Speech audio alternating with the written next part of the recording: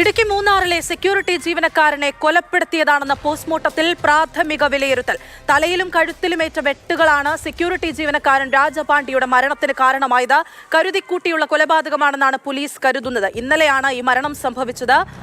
Jain S രാജുവാണ് വിശദാംശങ്ങളുമായി ചേരുന്നത്. ജെയിൻ, എസ്റ്റേറ്റിലെ താമസ സ്ഥലത്ത് ചോര വാർന്ന നിലയിൽ കണ്ടെത്തിയ ഒരു മൃതദേഹം. പിന്നാലെയാണ് ഇപ്പോൾ ഇത് കൊലപാതക സാധ്യത ബലപ്പെടുത്തുന്ന തരത്തിലുള്ള പ്രാഥമിക പോസ്റ്റ്മോർട്ടം റിപ്പോർട്ട് പുറത്തു വന്നിരിക്കുന്നത്. ഒരു ലഹരി മാഫിയുമായി ബന്ധപ്പെട്ട ഒരു സംശയങ്ങളൊക്കെ വരുന്നുണ്ടല്ലോ, എന്താണ് വിശദാംശങ്ങൾ? അനശ്വര, തീർച്ചയായിട്ടും ഇന്നലെ തന്നെ രാജപാണ്ഡിയുടേത് ഒരു കൊലപാതകമാണോ എന്ന കാര്യത്തിൽ സംശയമുണ്ടായിരുന്നു. ഇപ്പോൾ പോസ്റ്റ്മോർട്ടത്തിൽ കൂടുതൽ വ്യക്തത വന്നിരിക്കുന്നു. ഏതാണ്ട് 9ഓളം വെട്ടുകൾ തലയിലും കഴുത്തിലുമായി രാജപാണ്ഡിയുടെ മൃതദേഹത്തിലുണ്ട് എന്നുള്ളതാണ്. ഇത് തന്നെയാണ് മരണകാരണവുമായി വിലയിരുത്തുന്നത്. പോലീസ് എന്തായാലും ഒരു പ്രത്യേക അന്വേഷണ സംഘത്തെ നിയോഗിച്ചിട്ടുണ്ട്. മൂന്നാർ ഡിവൈഎസ്പിയുടെ നേതൃത്വത്തിൽ 16 പേരടങ്ങുന്ന ഒരു സംഘത്തെയാണ് നിയോഗിച്ചിരിക്കുന്നത്.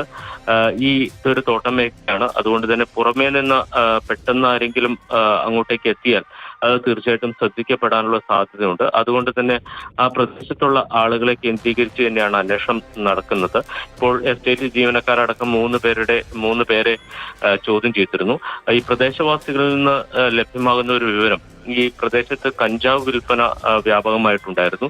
ഇതുമായി ബന്ധപ്പെട്ട് രാജപാണ്ഡിയും ഈ സംഘാംഗങ്ങളുമായി ചില തർക്കങ്ങൾ ഉണ്ടായിരുന്നു എന്നുള്ളതാണ് ഇപ്പോൾ ആ പ്രദേശത്തുള്ള ആളുകളിൽ ചിലർ നൽകുന്ന സൂചന.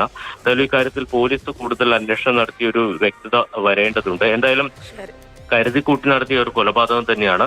ഒരു വ്യക്തിവൈരാഗ്യം ആ ആക്രമണത്തിൽ വ്യക്തമാണ് എന്നുള്ളതാണ് പോസ്റ്റ്മോർട്ടത്തിലും വ്യക്തമാകുന്നത്.